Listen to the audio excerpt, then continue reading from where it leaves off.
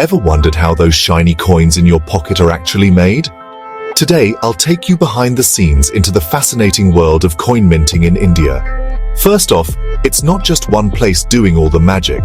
India has 4 main mints: Mumbai, Kolkata, Hyderabad, and Noida. Each one is like a fortress, with layers of security because, well, they're literally making money. So how does it all start?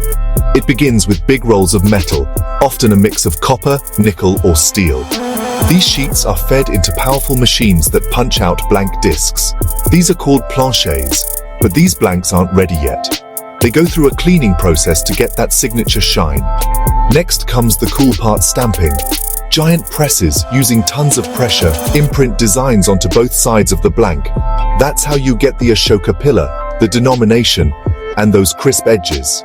Fun fact, every coin also gets tiny marks that tell you which city minted it. For example, a dot means Noida, a diamond is for Mumbai, but the journey doesn't end there.